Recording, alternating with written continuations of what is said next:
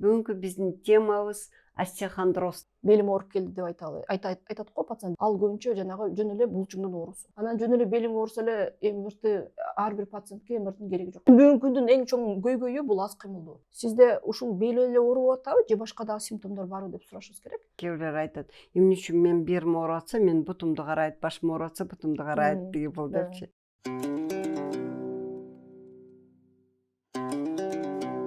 Саламатсызбы, урматтуу биринчи байлык ден соолук подкастынын көрүүчүлөрү, угуучулары. Атым Жыпар Керималиева, кесибим мен врачмын. Мына көбүнчөсү айтышат журналист деп, же дагы бир эме деп. Мен кадимки эле врачмын. Ушул подкасттын негиздөөчүсүмүн. Бүгүнкү биздин коногубуз Чолпонай айым. Саламатсызбы, Чолпонай айым? Авиценна клиникасында невропатолог болуп иштейт. Биринчи суроо, өзүңүз жөнүндө айтып берсеңиз. Кандайча сиз невропатолог болдуңуз, ишиңиз жагабы сизге? Ошол жөнүндө. Мен 2014 жылы бүткөм биздин медакадемияны. Ошол андан кийин 2 жылдык ординатура тапшырганмын неврология кафедрасына. Анан кантип неврологияны тандап калдым. Окуп жүргөн кезде мен кардиолог болгум келчү, эмнегедир. Анан кийин акыркы жылдарда баягы тандоо убагына келгенде анан мен неврологияга ооп кеттим. Неврологияда эме бар болчу, кружок бар болчу. Мен ошол кружокко катышып жүрдүм. Анан мен үчүн неврология көп кызык болду. Себеби ушул нерв системасы бүгүнкү күнгө чейин изилденип бүтө элек.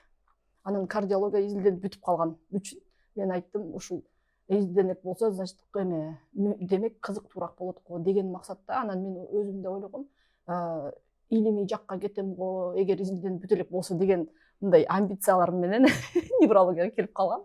Анан башында кыйын болгон, негизи өзү кыйын предмет. Анан кийин убакыт менен мен түшүндүм, мага аябай жагат азыркы өзүмдүн жумушум. Авиценна клиникалар тармагы 2000-жылдан бери ден соолугуңуздарга кам көрүп келебиз. Биз бардык медициналык тармактарды алдын алуудан баштап заманбап хирургия чейин бир жерге топтодук.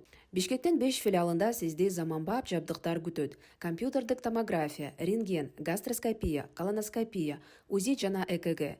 100дөн ашык жогорку квалификациялуу дарыгерлер сиздин ден соолугуңузга кам көрүүгө даяр. Авиценна клиникалар тармагы ар күнү сиздин жашооңузду жакшыртууга аракет кылабыз. Биринчи байлык ден соолук. Анда сонун сурообуз болду сиздин атыңыз. Эмне үчүн жагып калды неврология деп?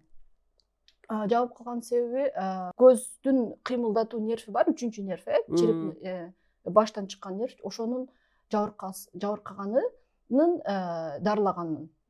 Көзү жабылып калганда ошол баланчы. Анан кийин ал мага жазып атат, уже көзүм ачылып калды депчи. Анан ошондо айттым, мен бир нерсе жасай алдым, мен жардам бере алдым деп ошондо анан ушундай результат жыйынтыктарды көргөндө анан мага жагып баштады. Мисалы, бети кыйшылып калат го, алардын дагы результатын 2 жумадан кийин же 1 жумадан кийин көрүп баштайбыз да. Ушундай же болбосо баш ооруларды дарылаганда дагы жыйынтыктарын көрөсүң, анан ой, жардам бердим деген эме келет. Өзүң менен канааттанып баштайсың. Эң сонун. Эми ошондо биздин көрүүчүлөр, угуучулар ушуну көрүп атат да. Врачка негизги жакшы жыйынтык болсо, бул любой врачтын мечтасы, кыялы чынындачы. Көпчүлүк ойлойт да, врач акча эле берсе деп. Андай эмес да. Мисалы жана ырчылар кол чапканда кандай жакшы көрүшөт, ошондой эле врачка жыйынтыгы жакшы болсо, сонун. Жыйынтыкты көрөсүң, анан өзүңдүн жумушуң менен канааттанып баштайсың. Ошондо анан эме өзүңгө баягы өзүң менен канааттанып, ыраазы болуп, баягы жумушум текке кеткен эмес турбайбы деген ойлор келип, анан ошол менен эме келет. Чолпонай айым, анда бүгүн биз теманы сүйлөшпөдүкпү, ушу остеохондроз темасы депчи. Анткени остеохондроз менен оорубаган адам жок окшойт. Кичине балдардан баштап, азыркы жаштардан баштап, улуу муунга чейин остеохондроз. Анан кийин ошо деги эле остеохондроз деген оору эмне, кандай, ушуну айтып берсеңиз, бир аныктамасынчы. Остеохондроз деп өзү эле айтып аткандай, остео грек тилинен которсок сөбөк, анан хондроз кемирчектерде көйгөйлөрү деген сөз болуп эсептелинет да. Ошол себептен бизде постсоветтик өлкөлөрдө бул мындай түшүнүктөрдүн алмашып калганы болот да. Себеби бизде остеохондроздун баарын туура эмес түшүнүп алганбыз. бели же мойын ооруса бизде остеохондроз деп айтат. Ал туура эмес. Остеохондроз бул өзү ортопедиялык оорулардын топтомдору. Баягы сөөк же кемирчектин ооруганы да. Чынындагы остеохондроз ал кандай десем, ал көбүнчө жаш өспүрүмдөрдө, анан жаш балдарда жолугат. Баягы скелет жаңы өсүп келаткандагы оору болуп эсептелет. Чоң кишилер мисалы бизге келет го. Менде остеохондроз бар дегенчи, ал башка эле оору. Ал көбүнчө жанагы булчуңдун, кемирчектин, анан кемирчек эмес, баягы булчуң бүткөн связка деп коебуз го, ошолор, анан кийин майда муундардын ооруганы ошол. Ал көбүнчө 90% ошол эле болуп эсептелет да, баягы булчуңдардын, майда муундардын ооруганы. Жанагы остеохондроз мен айткандай, ал кандай десек, бизде серьезный деп айтабыз го, оору көбүнчө жаш курактагы балдарда жолугат. Анан чоң группа ортопедияда. Ошол үчүн алмашып калган биздеги. Эгер пациент бизге келип мисалы айталы, белим ооруп келди деп айталы, айтат го, пациент белим ооруп келди. Ал көбүнчө жанагы жөн эле булчуңдун оорусу. 90% ушундай болот. Анан ошол кезде эле биз врачтар биздин мээбизде баягы red flag деп коебуз го. Ал бел ооругандан, ошол симптомдон дагы башка симптомдор, коркунучтуу симптомдорду биз эсибизден чыгарбашыбыз керек. Ошол үчүн сурайбыз биз. Суроолорубуз бар атайын, кайсы ред флагтар бар, биз оларды башыбызда кармап турабыз. Аларды мен кийинчерээк айтып берейин, кандай. Ооба.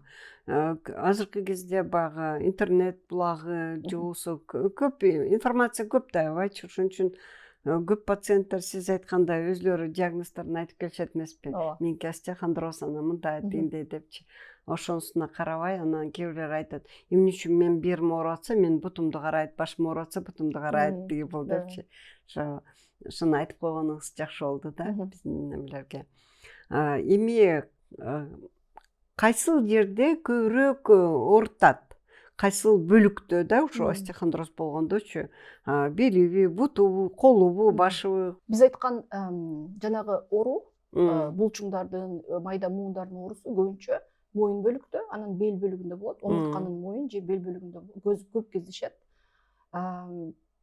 Себеби ошол бөлүктөргө көбүрөөк биз басым кылабыз. Ал жерде көбүрөөк биз ошол булчуңдар иштебеши мүмкүн.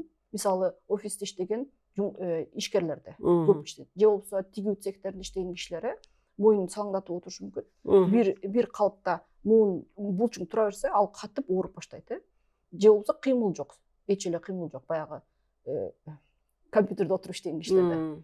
Белинде мисалы жүк ташып иштейт киши, бир жаш бала айталы, 19да, 20да. Боюнда бар киши, же болбосо салмагы өтө бийик кишилер, ошондой кишилерде көбүрөөк ушул оору пайда болот.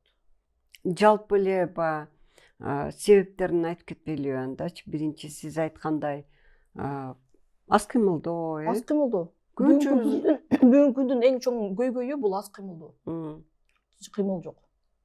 Азыр шаардагы жаңа компьютерный клубтарды карасаң, жаш балдар бар отурган 5 саатка чейин отурушат экен, андан да көп отурат экен. Албетте ошо ооруга душ келет. Анан кийин неден башталат эми?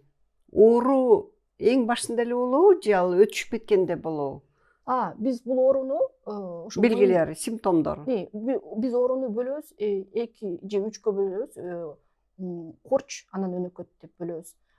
Курч дегенде бизде түшүнүшөт да, оорунун канчалык күчтүүлүгүн түшүнүп алышат да. Жок, андай эмес. Бул жерде оорунун узундугу, мисалы, кечээ 3 күн болду, пайда болду, бул курч болуп эсептелет. 3 күндөн мисалы 1 айга чейин бул курч оору деп эсептелет. Өнөкөт, ушул оору белдеги же моюндагы 3 айдан өйдө убакытта болсо, ошо өнөкөт деп эсептелет. Анан биз ошого менен иштейбиз. Курч оорунугу дарылоо башка, өнөкөт оору дарылоо башка.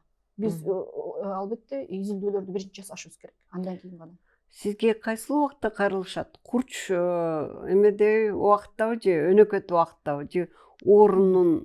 Көбүнчө курч оору менен келишет. Көбүнчө эркектер болот, баягы оор жумуш көтөрөт, оор жүк көтөрөт дегенде оор жумуш жасап да. Алардын сурайбыз, эмнеден кийин болду, канча күн болду деп, кайсы жери ооруп атат, Анан ушул жерден айтып кетейин, жанагы красный флаги деген, ред флаги, биз ошол үчүн сурашыбыз керек. Сизде ушул бели эле ооруп атабы же башка дагы симптомдор барбы деп сурашыбыз керек. Мисалы, бутум иштебей калды, могу бутумдун баш бармагы көтөрүлбөй атат да, күч аз болуп калды бутум десе, анан чымырап аткан болсо бир жери, бутун бир жериси чымырап калды деши мүмкүн, же болбосо кичүү заарам же чоң заарам бузулуп баштады десе, бул аябай коркунуч симптомдор болуп эсептелет. Анан дагы мисал айтышы мүмкүн, мен жыгылган болчумун 2 жума мурда, азыр белим ооруп атат деп келсе, анда дагы биз ал дагы бул красный флагка кирип эсептелет. Же болбосо айтат, мен 60-тагы же 50-деги байке да айтышы мүмкүн, мен 5 жыл мурда менде онкология бар болгон, мен дарыланганмын десе, ал дагы красный флаг. Анан же болбосо эме деп айтат, мен көп убакыттан бери преднизолон ичип жүрөм да, башка ревматоидный артрит же мындай системалык оорулар болот го, ошол үчүн ичет го дарыларды, така ичет. Ал эмеге алып келет да, компрессионный перелом деп коет, остеопороз, баягы төөктөр эме борпоң болуп анан сынып калат да. Ошолорду алып келиши мүмкүн. Же болбосо инфекциялар, туберкулез, бруцеллез да.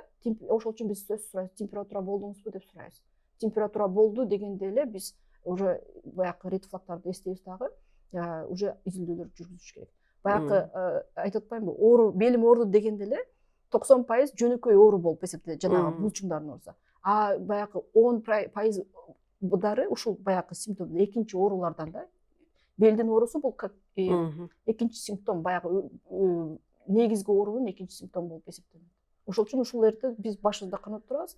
Ошону айтабыз. Ошон үчүн пациенттер таң калбаш керек, эмне үчүн врач обследование жүрдү, КТ, рентген, МРТ, бунун эмне кереги бар, бул анализдин эмне кереги бар дебеш керек, Врач ошон үчүн 9 жыл окуп, мына сиздин 10 жылдык стажыңыз менен канча тажрыйба ушунун баардыгы. Убакыт менен келет. Убакыт менен келет, Урматтуу биздин көрүүчүлөр, угуучулар, дагы бир жолу эстетип кетейин. Биздин ушул подкасттын максаты эң негизгиси врачка ооруп эмес, оорубай оорунун алдын алуу келүү үчүн биз ушул подкастты өткөрүп атабыз. Бул биринчи максат. Экинчи максат болсо кыргыз тилинде, баарына түшүнүктүү тилде айтып бергенге аракет кылып атабыз. Эгерде биздин арабызда кээ бир сөздөр болуп кетсе, ага көп маани бербегенге сиздердин сураныч, анткени медицинада мына 9 жыл кыргыз тилин же орус тилин билбей келгендер дагы мединститутты бүткөндө жалаң орусча сүйлөп калабыз. Анткени 9 жыл иштеп, баардык адабияттын баары орус тилинде, дагы жакшы арасында көпчүлүк сөздөр латын тилинде же эл аралык тилде. Мынакей сиз Чулпан айым өзүңүз айткандай мынакей кыргыз тилин, орус тилин жакшынакай билесиз, андан тышкары мына англис тилинде дагы сабак бересиз. Кайсыл жерде ошону айтып коесузбу? Эл аралык университетте, ошо медициналык факультетинде студенттерге сабак бересиз. Чет элдик студенттерге сабак берем. Ошол баары тең биригип, ошол тажрыйба келет да. Анда биз кайрадан остеохондроз темасына кайрылайлы. Остеохондроз оорусунун мынакей себептерин айтып кеттиңиз. Дагы бир жолу себептерин билсек, анда оорунун алдын алууга мүмкүнчүлүк бар да. Тамеки тартуу бул таасир этеби? Таасир берген себептердин ичинде жазылган тамеки тартуу. Алкоголь, ичимдиктер ушулар. Алкоголь боюнча маалыматым жок, бирок тамеки тууралуу жазылганы бар. Анткени жана кан тамырларды эметет, ичкертет. Ичкертип да мындай түз таасир бербесе дагы мындай косвенно таасир бериши мүмкүн. Ооба. Косвенно деп айтып койдукпу? Косвенно, ооба. Ушул остеохондроз оорусун кайсы башка оорулардан айырмалаш керек? Дифференциальный диагностика дейбиз го? Ооба. Медицинада. Биз баягы остеохондроз дегенде эле оору. Биз сүйлөшө алалы, остеохондроз эмес деп сүйлөшө элейми? Заманбап медицинанын тили менен айтканда остеохондрозду унутабыз. Остеохондроз ал эски түшүнүк. Бүгүн оору эле деп айталы, белдеги оору же моюндагы оору деп сүйлөшө алалы. Ошондо элде адашпагандай болсун дейм да. Бул оору болгондо биз кайсы оорулар менен салыштырышыбыз керек. Ал деген сөз ушул эле белдеги ооруну биз кайсы башка ооруларда да таба алабыз деген сөз да. Биз аны качан табабыз? Мисалы, остеомиелит. Омуртканы остеомиелит деп коебуз го, там сөөк ириңдеп, жабыркайт сөөктүн системасы өзү. Ошондо болушу мүмкүн. Же болбосо баягы компрессионный переломду унутпашыбыз керек.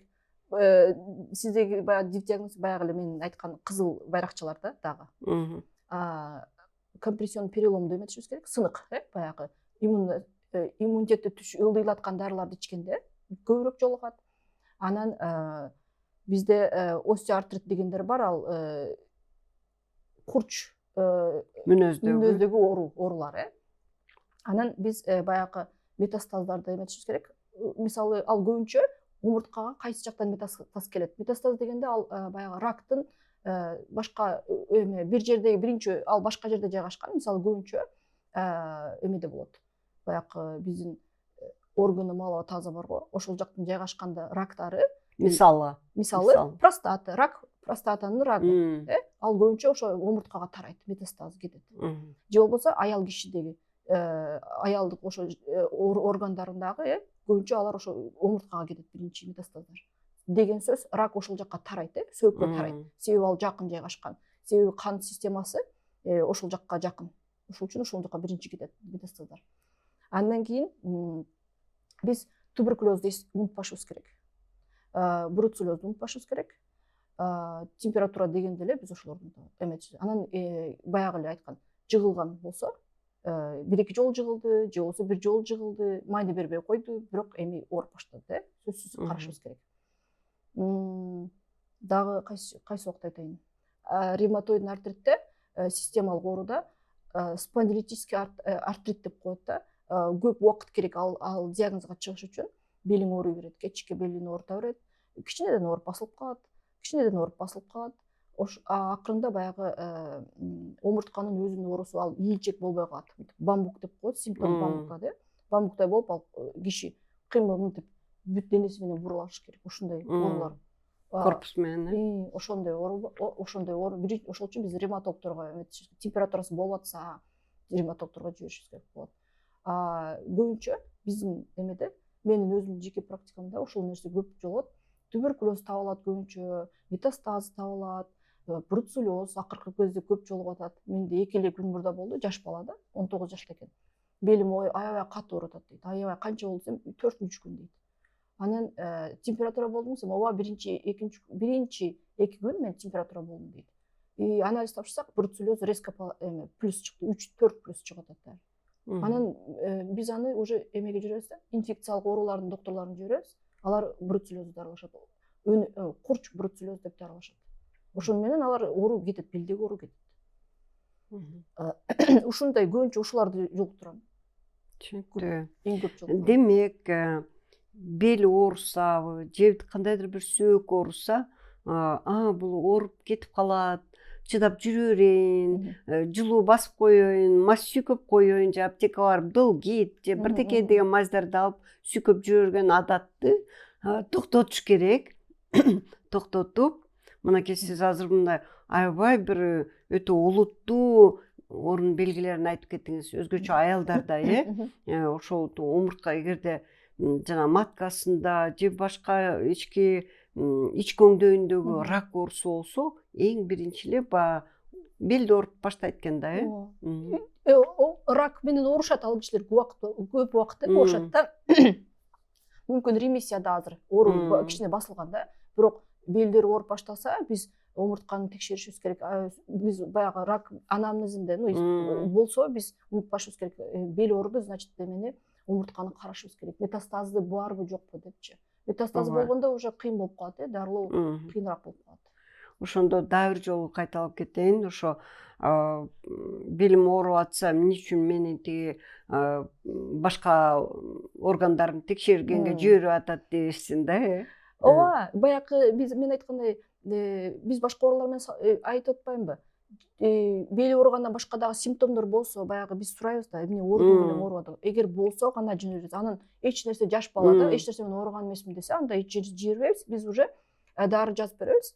Анан айтабыз. Байкап көрөлү, ичип көр дарыны. Жылыш болсо жакшы, жылыш болбочу болсо кайра келесиң деп айтабыз. Дагы эмне айтып кетейин? Белдеги оорунун баары грыжа эмес, остеохондроз эмес. Бизде көбүнчө болот, МРТны өтүп алып уже келишет. Ал дагы туура эмес. МРТ өтпөгөнүңүз туура болот. Сиз биринчи доктурга барыңыз. Анан ал сизге айтат, керекпи МРТ, керек эмеспи. Биринчи ал баягы көрөт да, балкам менен көрөт. Симптомдорун тапса, бир коркунучтуу симптомдор тапса айтат. Мисалы, рефлексин тапты доктор, анан бутунун эмегиси бар, алсыз, күчү аз болуп калды, чымырап атат бир жактара. Ошондо МРТ керек болот. Анан жөн эле белиң ооруса эле МРТ ар бир пациентке МРТнын кереги жок. Температура болгондо кандан баштайбыз анализди, андан кийин МРТ жазабыз. Жанагы туберкулез жөнүндө да көп айтабыз, себеби бизде туберкулез көп жолугат го. Сөк системасынын туберкулезу көп жолугат.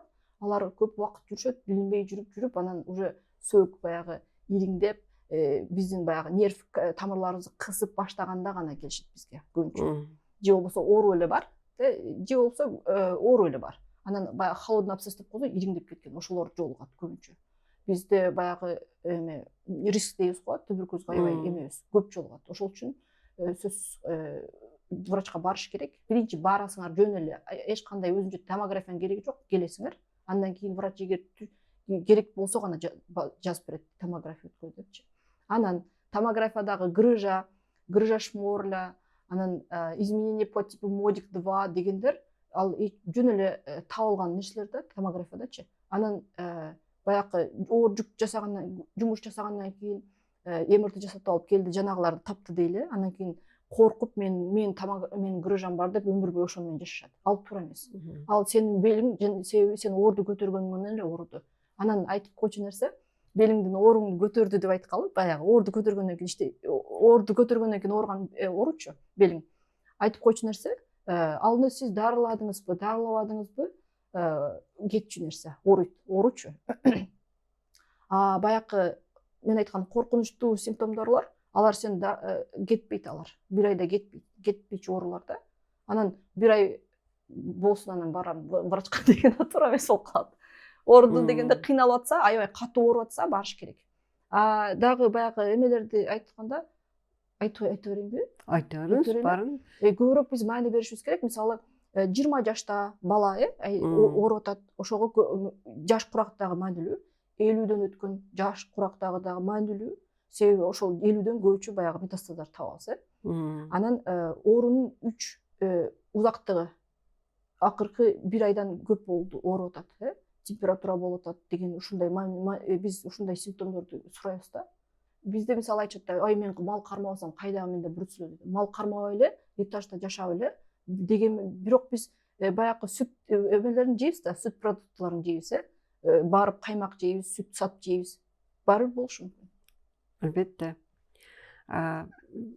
Убакыт жок, эртең барам, бүрсүүнү барам деп ана жакында бир интернеттен көрүп калдым. Жашап аткан кезде мына күнүгө муну жасаш керек, тини жасаш керек, 1000 көйгөй болот, 1000 суроо бар деп, ал эми ооруп калсаң бир эле суроо болуп калат экен да, ошо ден соолугуң эле болуп калат. Ошон үчүн ошого чейин жеткирбей, бизде ушундай го, биздин ушу подкасттын баштаганында ошол себептен. Мен көп жыл, мынакей 40 жылдан ашык медицинадамын. Биздин туугандар гана. Эми биздин туугандарды түшүндүңүз, кыргыздар гана. Өлөйүн деп калганда врачка каралат. Бул эми туура эмес да. Жаңы жыл келгенде, суббота, воскресенье болгондо, же болбосо тим эле аябай кыйналганда анан кайрылат. Эрте кайрылсын. Мен бир эсимде бир медсестрам бар эле. Улуту еврей болчу. Ал айтчу, мен грипп менен оорусам, сөзсүз 3 күнгө больничный алам. Мен мүмкүнчүлүгүм жок дейт, кийин дагы ооруганга дейт. Ушундай сон, ошол мага аябай калды да эмемдечи. Ошон үчүн бир жериң ооруду, Мен ошондон кийин мынакей ушундай адаттап алдым. Бир жылда бир жолу чекап өткөнгө. Эми ушу сиз айткандай бели ооруганы жана кайра эле остеохондроз киресиз го. Бели ооруганы, же болбосо аркасы ооруганы көбүнчө кимдерде жолугат? Жаш балдардабы же улуу муундабы? Бул жаш кубактан деле көз каранды эмес. Көз каранды эмес. Тукум куйбу? Тукум кубайт. Тукум кубайт. Эми ушуну айтып коелу да, тукум кубайт. Тукум кубайт. Демек көбүнчө эле башка оорулардын белгиси катары болот турбайбы? Өзүнчө оору эмес. 90% жанагы оору болот. Ушул эле жердин көйгөйү болот. Анан 10% гана жанагы экинчи бир өзүнчө оорулардын симптому болуп эсептелет. Ал 10% жолугат. Мен айткан жанагы кызыл байракчалар. 10% жолугат. А 90% жөнөкөй эле оору бул жердин эле оорусу. Кыймылдын жогунан, ооруду көтөргөнүнөн, же болбосо мындай бат же туура эмес кыймылдап алды деп айталы, булчуңдары там жаш баланыкы там эме оор жумушка көнгөн эмес, ал чоң бышып жетилген эмес булчуң деп айталы, ошонун көбүрөөк болушу. Кандайча алдын алсак болот ушул ооруларды? Алдын алыш үчүн биз атайын көнүгүүлөр жасашыбыз керек. Булчуңдарыбызды иштетип турушубуз керек. Сиз көнүгүү жасайсызбы? Мен көнүгүү жасаймын. Кандай көнүгүүлөр жасайсыз? Өзүңүздөн баштайлы, дайыма өзүбүздөн башташыбыз керек да. Мен эртең менен чуркайм. Чуркагандын башынан атайын көнүгүүлөр болот, анан бүткөндөн кийин атайын көнүгүүлөр болот. Баягы булчуңдарды созуп койгончу атайын. Ошол мага көбүрөөк жардам берет. Мен дагы офисте иштегенде эле ишкердеймин да, келдим жумуштан эч кандай кыймыл жок. Ошол үчүн мен акыркы аз эле убактарда ошол эмени коштум. Эртең мененки кыймылды. Эртең мененки чуркоонун немеси көбүрөөк пайдасы көп экенин түшүндүм. Ал бир эле эме кыймылды эмес, биздин маанайга дагы чоң таасир берет. Себеби күндүн нуру, кыймылдын өзү, кыймылдагандын эмени маанайды көтөрөт. Анан күн бүткөнчө сен мындай жүрөсүң да, жакшы жүрөсүң. Өзүң маанайың жакшы, бүт эмелериң ордунда дегендей. Уже баягындай стресс азыраак болот. Демек сиз азыр биздин көрүүчүлөргө же биздин коллегаларга кандай сунуш бересиз? Чуркаш эле керекпи? Жок, сизге кайсыл ошол көнүгүүлөр жакса, ошону жасаңыз. Себеби жакпай калса, сиз аны менен көпкө кетпейсиз. Мисалы 2 жума чуркашыңыз мүмкүн, сизге жакпаса. Сизге жаккан болсо, мисалы көнүгүү дегенде биз эмне гана болбосун, бирок көнүгүү болсун. Мисалы йога, да? Ал булчуңдарды созуп, да, иштегенге жардам берет, да. Пилатес деген бар азыр шаардагыларга, мисалы. Шаарда эмес, үйдөн эле айылда турсаңыз дагы YouTube'га кирип, атайын пилатес башталгыч этаптары деп жазсаңыз чыгат. Анан жасай бересиз. Булчуңдарды тартыш керек. Анан бирок мүмкүнчүлүгүңүз, шартыңыз болуп баратса, атайын залдарга барып машыксаңыз болот. Машыкты дегенде бул булчуңдарыңды мынтип чоңойтуп эмес, жөн эле баягы ден соолукта болуш үчүн, ошо оорубасын үчүн. Бул атайын булчуңдарды эметишибиз керек да, тренировать этишибиз керек. Моюндун, белдин атайын булчуңдарын эметишибиз. Бизде айтат го, ой мен тынбаймын, мен тиги огород иштеп атпаймынбы деп айтат. Сиз антип иштеген менен сиздин колуңуз иштеши мүмкүн, бирок могу арттагы булчуңдарыбыз иштебейт. Аларга атайын көнүгүүлөр керек.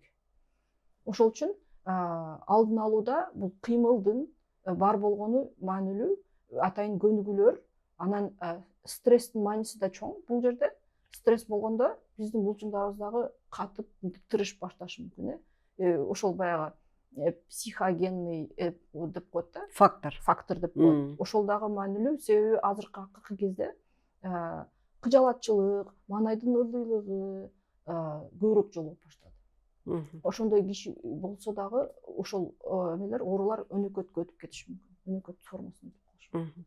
Анан дагы мындай суроо, сиздин айткандарыңыздан чыгып атат. Айылдыктар көп ооруйбу же шаардыктар көп ооруйбу? Эркектер көп ооруйбу же аялдар көп ооруйбу? Айырмачылыктары? Андай айырмачылык жок. Ал жашаган жерден көз каранды эмес, жыныстан көз каранды эмес. Ар киши ооруп калышы мүмкүн. Профессия? профессия дегенде эми аз кыймылды эмне кимдер аткарат? Мисалы Шоферлар. офисте шопурлар ал байкуш колу менен иштейт, баягы бир калыпта булчуң кыймылдабайт. Көбүнчө ошол алардын эки далдын ортосу мойну ооруйт. Себеби ал булчуңдар кыймылдаган жок, кол эле иштеп атат. Тигүү цехинде иштеген аялдар да көп болуп атат. Себеби боюн салаңдатып иштеп атат. Бул деген баягы эле бир калыпта турат, кыймылдаган жок. Бул атайын көнүгүүлөр жасаса болду, оору кетти. Сиз байкуш деп айтканыңызды айтам. Мен тиги элестетип атам да, азыр шаарда машина айдаган таксилер, мен таксиге көп чакырып калам да, ошондо ойлойм. Алар көп убакыт бош күтүп отурушат. Ошол кезде бул жалкоолук деп ойлойм, байкуш эмес, жалкоолук. Убактысы болгондо чыгып көнүгүү жасаса болот, эмнеге болбойт? Ооба.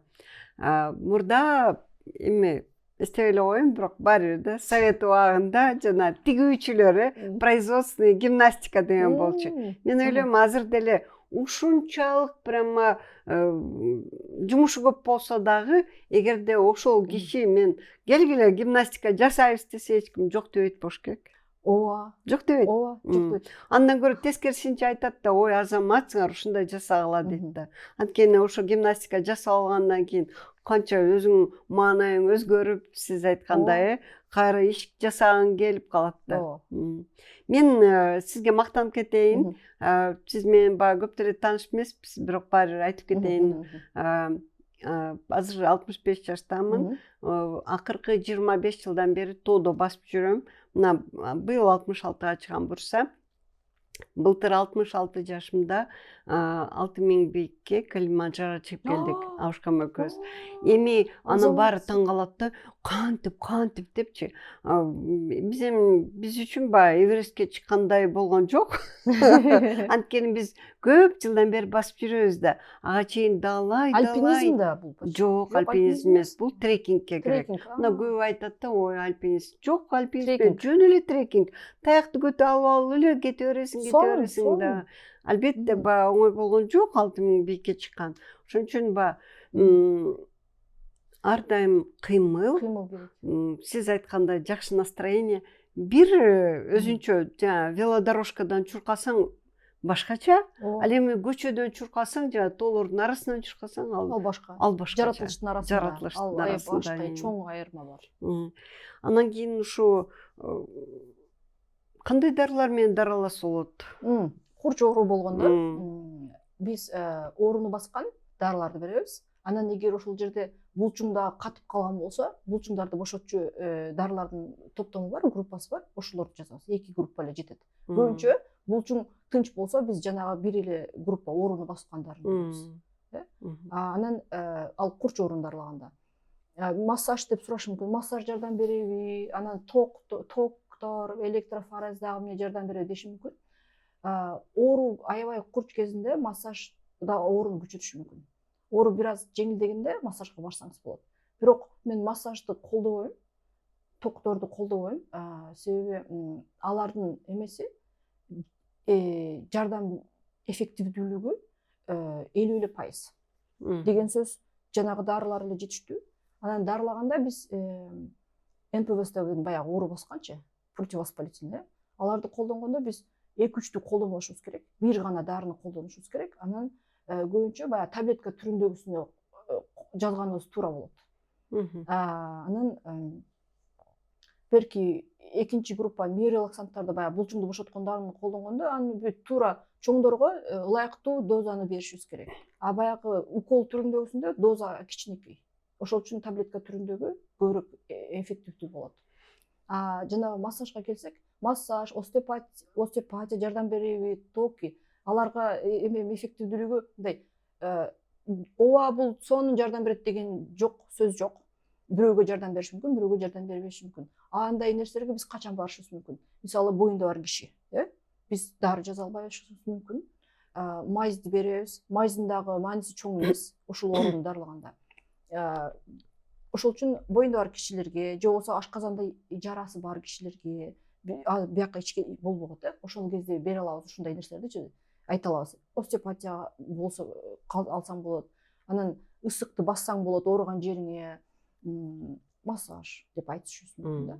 Анан беркиндей оорусу жок, боюнда жок киши болсо жанагы дары бере алабыз. Болду. Жетиштүү. Биздин көрүүчүлөр, активдүү көрүүчүлөр бар. Алар баягы жазып турушат да. Сурабайсыңбы, кандай таблетка ичсе болот, кандай дары сүйкөсө болот деп. Анан мен ошо айтып кетким келет да. Жараткан бизди ар бирибизди башкача алып жараткан. Ошон үчүн баарына тең бирдей аналогин же болбосо сиз айткан бир дарынын атын айтсак, ал баарына жардам бербейт. Кээ бирлердин жаман адаты бар го. Ай, жүчкүрүп калдың, менде таблетка бар, иче кой. Менде мазь бар деген. Ушул өтө жаман адат. Эч кимге бербегин. Өзүңдүн мазьыңбы, өзүңдүн таблеткаңбы өзүңө колдонгон. Башка бирөөгө ал жардам бербейт. Ошон үчүн доктурга барыш керек. Доктур мына сиз айтып кеткен канчалык мына симптомдорду, ошонун баарын айтып туруп, өзүңдүн ден соолугуң биринчи иретте бай экенин, байлык экенин түшүнүш керек. Ошон үчүн биздин подкастыбыздын аты да ошондо, биринчи байлык ден соолук депчи. Эми бел же моюн оорубасын үчүн айтсаң мындай өтө жөнөкөй угулушу мүмкүн. Баягы эле кайталайм, дагы эле ошого келем. Кыймылда болушубуз керек. Кыймылда. Мейли сиз цехте иштейсиз, мейли сиз офисте иштейсиз, 10 сааттап иштеңиз, 12 сааттап иштеңиз. Бирок сизге жумасына жок дегенде 3 жолу 30 мүнөттөн ошол көнүгүүлөр жасап туруңуз. Ошондо сиздеги ошол булчуңдар иштеген болот, оору азаят. Же болбосо азыркы кезде эми 21-кылым эми интернеттин кылымы болуп атпайбы? Баары эле интернетке сайылат, мынтип башын саңдатып турушат да. Анан турат, ой, менин далым ооруп баштады, менин башым ооруп баштады. Башым ооруп. Антип отурбаңыз, экрандан убакыт экрандагы убакытты азайтышыбыз керек. Ал бул эле ооруга эле эмес, негизи менин иштешине, маанайга таасир берчү нерсе. Ушул кеңештерди көбүрөөк айтат элем, баарын айтам, ушу экранды азайткыла, кыймылды көбөйткүлө, көнүгүүлөр жасагыла. Анан күндүн режимин сакташ керек, туура уктагыла. Анан баягы эле кыргыздарга туура тамактангыла демекчимин.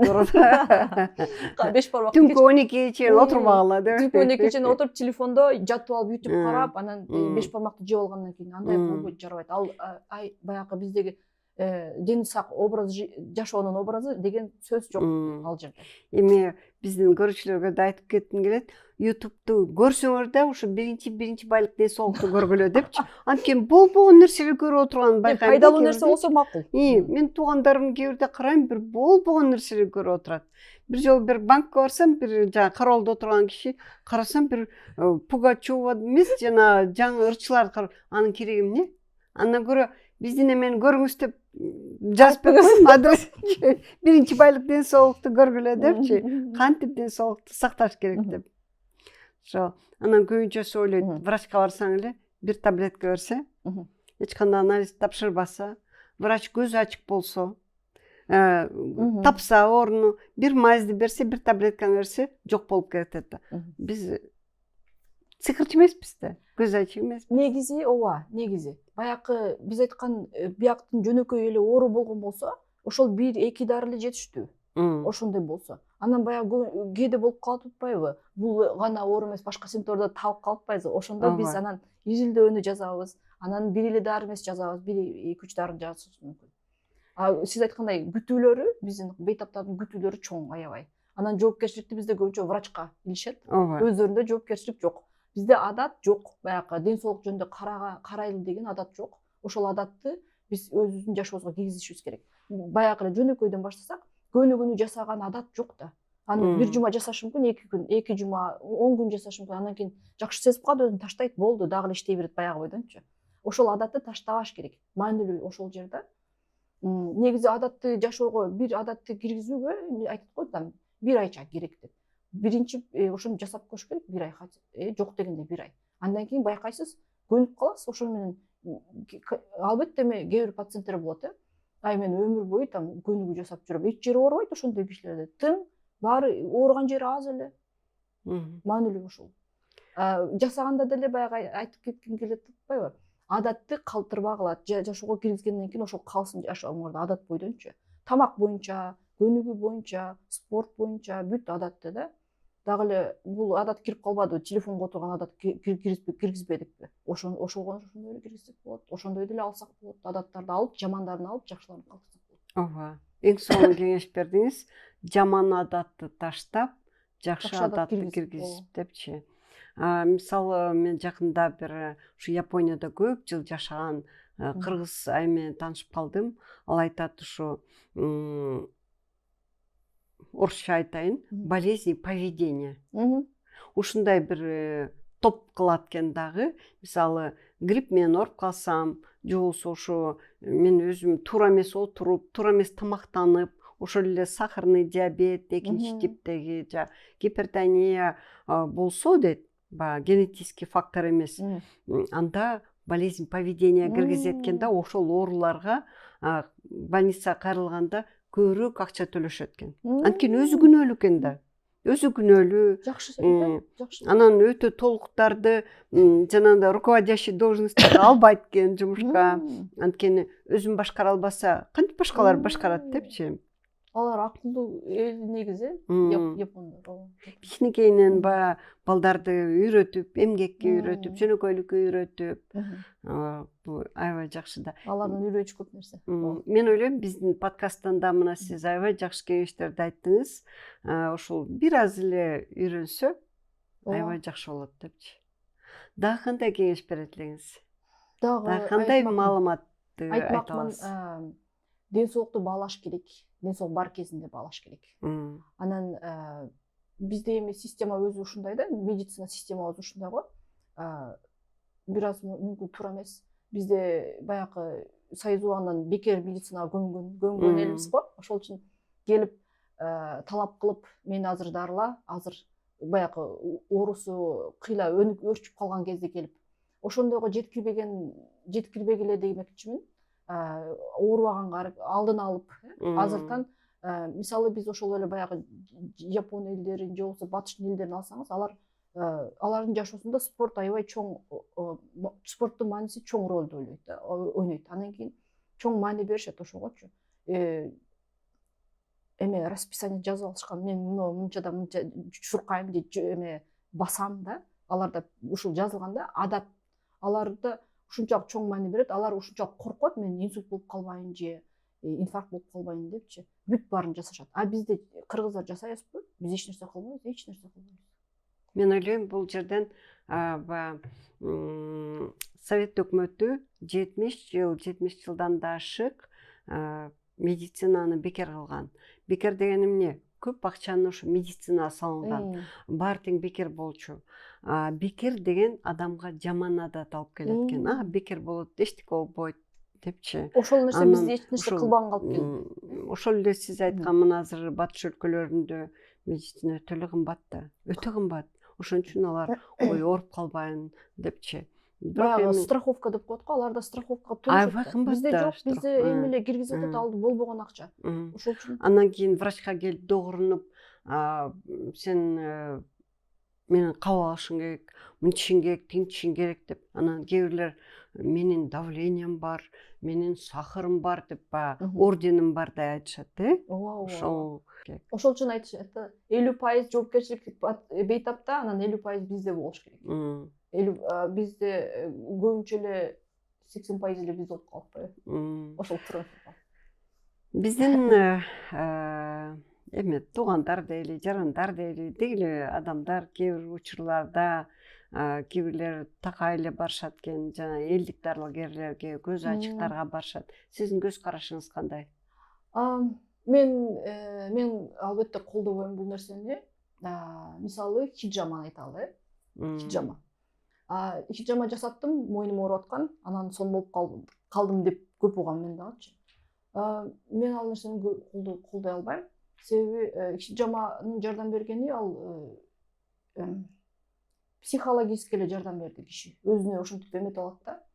Анан кээде кан системасынын оорулары бар, баягы тромбофилия деген, аны жасадым, там кан токтобошу мүмкүн. Же болбосо дагы бир башка проблема, анын алды ириңдеп кетиши мүмкүн дегендей эч кандай. Экинчи вторичный инфекция деп коет го. Ушул хиджаманы бизде көп жасап калдыбы же кандай? Бизде баягы динге ишенгендер көбүрөөк жасап атат. Эми биз деле баарыбыз динге ишенебиз деңизчи. Деген менен аны мындай эң башкы метод, дарылоонун методу катары колдонуп атышпайбы? ал туура эмес. Акыр аягында ал эгер чынында көйгөй болсо, баягы жөнөкөй эле оору болсо ал жүрө берет, жардам бер деп жүрө берет да. Ал жерде жөнөкөй эле жанагы оору болгон да, мойын оору, бели, булчуңдун оорусу, майда мөңүрдүн оорусу болду. Ошол үчүн айтат, мага жардам берди. Чынына келгенде ал сен аны хижабын жасабасаң деле, дары ичпесең деле кетмек, ал ооручу. Же болбосо бакшыга барып, молдого, таапка барып деп ушинчет да. Ал жакта жүрө беришет, ал баягындай жөнөкөй ооруда алар жардам берди деп ишенип алышат да. Психологически көп ишенет ал жактачы. Алар психологически таасир бергенди билишет жанагы кишилерчи. Аны кызмат көрсөткөндөр. Чынындагы баягы мен айткан экинчи баягы туберкулезде же бруцеллезде ушундай белиң ооруп атып баргын, хижама жасасын, анын кетпейт, ал ооруп. Сен анын осложнениясы менен келесиң уже. Өтүшүп кеткенде келет уже. Акыр аягы баары ошо биздин врачтарга келет. Демек, ал жака барган күндө да бар врачка барыш керек, каралыш керек. Убактын кетирбей эле туура эле биринчи врачка барсаңыз, убактыңызды кетирбеген болосуз. Анан каражатыңызды кетирбеген болосуз. Анда ушу медицинада ушу сиз айтып кеткен массажды, андан тышкары физиотерапия деген бар эмеспи? Физиолечение, грязелечение дегендер бар. Ошолор жөнүндө да бир аз маалымат берип кетсеңиз. Ысык суу, ванналар. Алар тууралуу алардын эффективдүүлүгү 50% деп айтылат. Бул 100% жардам берет, физиотерапия, массаж деген сөз жок эч жерде.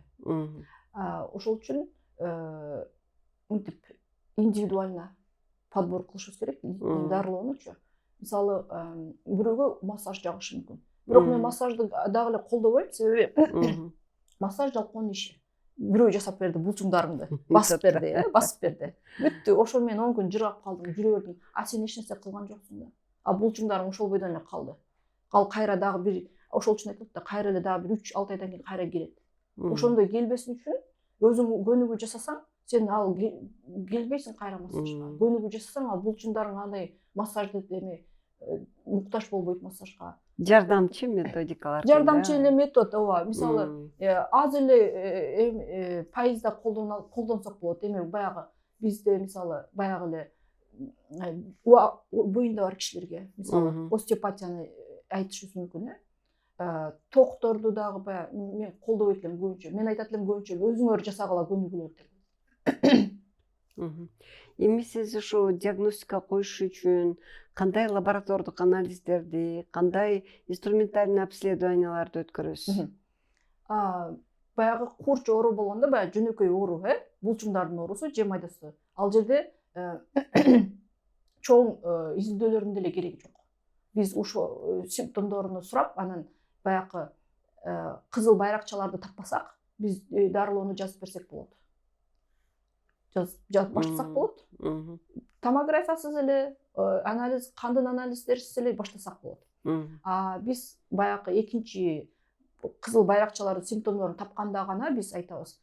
Мисалы, бутун күчү жок, чымырап атат, рефлекстерин тапкан жокмун деп айталы. Анан мен айтам, бул жерде биз МРТны, томографияны жасашыбыз керек деп айтам. Же болбосо температура болду, мен айтам, кандын анализин сөзсүз жасашыбыз керек. Бруцеллезго жасашыбыз керек, деп айтам. Баягы ЦРБ деген, Цирреактивный белок, общеная крови, ошолорду жазабыз, ошолор. Чоң, аябай чоң эле эме анализдин кереги жок болот. Белгилүү бир анализдерге гана тапшырып, ошолор эле жетиштүү болот. Мисалы, мындай да, врачка пациент келет дагы айтат, мен врачка барсам ушул анализдерге жиберди дейт, анан кийин кайра келсем дагы бир анализдерге жиберди дейт. Ушуну түшүндүрүп бере аласызбы? Ал мүмкүн ушундай кээ бир врачтардын практикасында бар болушу мүмкүн. Аны менен врач белгилүү бир орун тапкысы келген максатта жазышы мүмкүн. Анткени бир анализ башка бир орунду көрсөтүшү мүмкүн, Ооба, ошондой изилдеп ал тапкысы келип аткандар, бирөө тартып тапкысы келип аткандар. Бирок эми баягы минус жагы деле бар да. Айтып берейинби анда? Ооба. Мисалы, эми аны ачык эле айтышыбыз керек да там. Мен тияка жибердим, бияка жибердим, анан кийин мен тиги лаборатория менен иштейм, анан деген андай тилекке каршы андайлар да болот. Андай туура болбош керек. Негизи Эми беш кол бирдей эмес, Беш беш кол ооба. бирдей эмес. Врач дагы адам. Ооба. Бул бирок эң негизги максаты баягы сиз биринчи айтып кеткендей ооруну айыктыруу. Айыктыруу максаты. Анан кийинкилери болсо, мисалы мен дагы ушу лабораторияда бир убакта азыр деле консультантмын. Врачтын жиберген анализин карап ойлоп коем да, эмнеге ушуга жиберди? Эмне ушу бонус алыш үчүн элеби депчи. Анан кийин кайра ойлодум. Жок, мен ал пациентти көргөн жокмун да. Мүмкүн анын ушондой бир показаниясы бардыр деп ойлодум. Чынында эле да, показаниясы бардыр.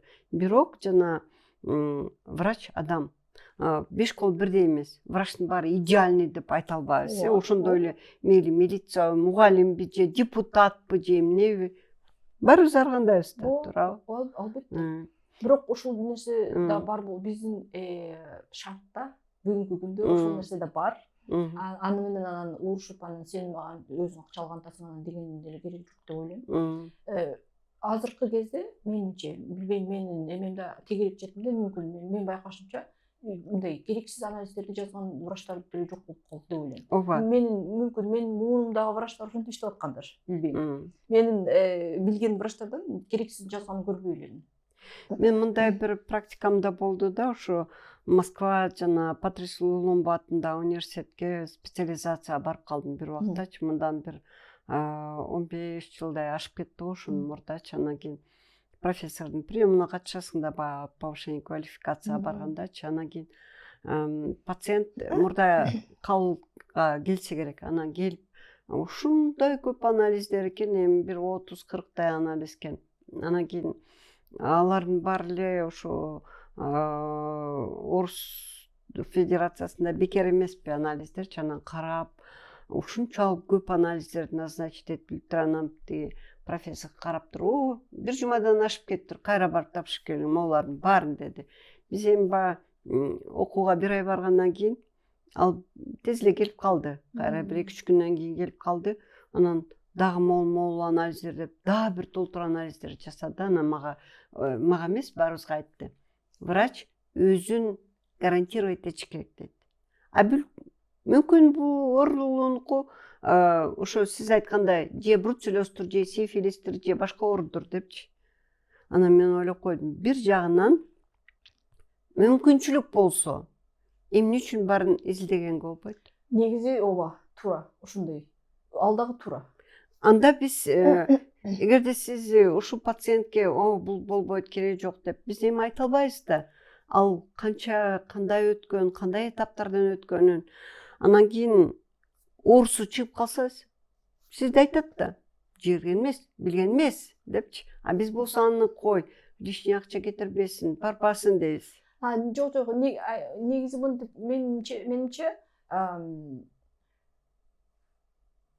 симптомдоруна кишинин арызданганына байланыштуу анализдерди жазсак туура болот. Азыркы кезде мисалы курч оору менен келсе, да, мага жок дегенде мен кээде айтам, температура болмосо мен айтам, жок дегенде баягы анализ, кандын анализин жасайлы деп айтам. Ошол жерден билинет. Жок дегенде ошону жасайлы. Жок дегенде. Мына поликлиникалардан жасалат депчи. Бекер эле. Андан да шартым жок десе, да, шарты жок дегенде ошону айтам да. Анан мен дагы жазам да, мен дагы ошо бир нерсени кое бербейин, бир нерсени пропустить этип койбойн деген максатта мен дагы толтура жазам. Анан айтат ал мен шартым жок десе, мен айтам, жок дегенде ошону жасат хотя бы деп. Жок дегенде ошону. Ооба. Кийин мен күнөөлүү болбоюн. Ушул эмелерден депчи. Кээ бир оорулар өзү ушундай өтөт да, түшүнүксүз болуп калат. Азыр жакшынакай эле менден бир кейс болгон. Бир 53 курактагы байкени көргөм, бели ооруп келген. Баары жакшы, бели эле ооруп атты. А мен жөнөкөй эле баягы оору деп туруп дары жазып жөнөттүм. 1 ай өтпөй кайра келет, менден чоң, мен баягы устатым караптыр, анан мен чыгып атпай, ай сен муну көрүптүсүң го, сен азыр кара деп атпай, эмне болуп атат дейт. Анан карасак азыр коркунучтуу баягы мен көрбөгөм ал симптомдордучу. Рефлекстери өзгөрүп калган. 1 айдын ичинде өзгөргөн. Акырында, аягында ал эми гематологияда пациент болуп чыккан. Ошондой да, анан айтып атпайбы. Анан мен ошондо ойлоп атпаймынбы. хотя бы кандын анализин жасатпаптырмын ошондо депчи, ошондо көрүнөт Ооба. депчи. А мен жөнөкөй Көрүнбөй калышы да мүмкүн ошол убакта. Көрүнбөй да калышы калышы да. Ооба, кээ бир оорулар ушундай өтөт да, Мм. өзүнүн эмесичи. Билбей каласың да. Мисалы баягы эмедечи, болезнь Бехтера деп коебуз го, баягы омуртка оорусунда. Ал дагы ушундай да. Дерматолог канчалаган ушунчалык анализге жиберет. Ал дагы башында плюс чыгып позитивный болбойт да. Жүрө берет. Анан 10 жыл, 5-10 жыл дегенде гана ал эми позитивный болуп анан диагноз коюлуп атпайбы. Мисалы, ковид убагында, баарыбыз билебиз, ковид убагында баары тең кой ооруп калбайын деп рентген, компьютерный томограф керекпи, кереги жок баары тапшыра баштады. Бирок ошонун негизинде канча рак оорусун, туберкулез оорусунун выявляемость аябай көп болбоду. Бир жагынан жакшы, бир жагынан жаман болупчу. Ошон үчүн бир жылда бир жолу баары бир оорусаң да, оорубасаң да, эң биринчи оорубаган убакта келип текшериш керек. Негизи менин оюмча, азыр мен ойлоп атам, бизде Министерство здравоохранения, саламаттык сактоо министерствосунда мындай программалар жазылыш керек, атайын жаш куракка байланыштуу чекаптарды өткөнчү. Мүмкүн бар да, мен билбегендирмин да, бирок ошондой программа болчу. Поликлиникаларда, мисалы, 40-тан өткөн аялга деп айталы, атайын программа болушу керек, изилдөө чекапы, мисалы, рак ооруларын алдын алыш үчүн деп. Бүт ушуну тест. Же болбосо 50ден ашкан кишиге да колоноскопия деген керек. Эмне үчүн? Себеби рак толстого кишечника көп жолугат. Ошого окшогон программалар сөзсүз болуш керек да. Мисалы, баягы эле дагы батышка барайын мен. Батыштын өлкөлөрүндө ушинтип жазылганда канча жаштагы кишиге кайсы программага кайсы изилдөөлөр керек деп жазылып турат. Ошондой бизге ошондой так керек да, муну жазылыш керек депчи. Жыл сайын ошону өткөрүш. Бизде ал система көп жакшы иштебейт азыр. Жакшы. Мынакей ошо эмне деп койчу эле, маалымат өтө маанилүү да. Мисалы, сиз жакында эле келип ушу Авиценна клиникасында иштеп атыптырсыз. Азыр эми жеке клиникаларда ушул чекаптар аябай маанилүү болуп баратат. Ушу сиз азыр иштеп аткан Авиценна клиникасында сиз айткан жашына жараша, симптомдоруна жараша, дагы эмне, жынысына жараша ушул программалар бар. Ооба. Ушул чекаптар бар. Программалар маанилүү. Ушул сетине туура маалыматты берүү дагы аябай маанилүү. Туура маалымат керек. Ошону айтып турушубуз керек да. Анткени дагы бир тенденция болуп атат, Чолпон айым.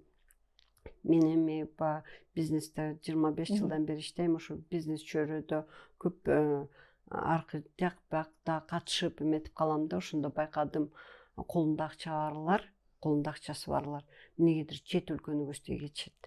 Анан кийин ошо ойлойм да, алар жакшы түшүнүш керек да, билиш керек. Мына азыр угушсун да. Ошол эле технология, өзгөчө лаборатордук диагностикабы, же болбосо хирургия эми бар деп айта албайбыз. Мисалы, ошол эле чет өлкөдө баары жок. Биздикиндей сиз мынакей аябай переживать этип атасыз, пациент айыгып кетсе экен. Ушундай мээрим эң биринчи иретте бизде бар. Туура?